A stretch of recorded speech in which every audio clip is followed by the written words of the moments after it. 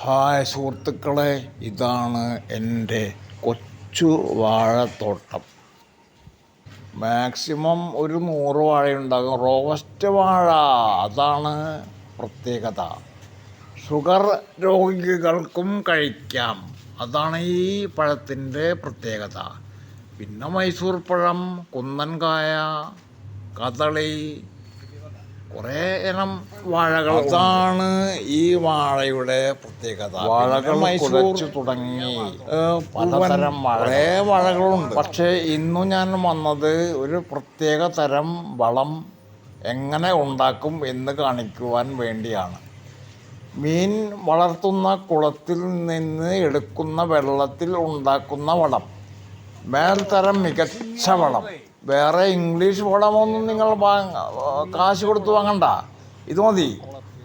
എല്ലാ തരം പച്ചക്കറികൾക്കും, പൂക്കൾ ചെടികൾക്കും, വാഴകൾക്കും എല്ലാം ഈ വളം മതി.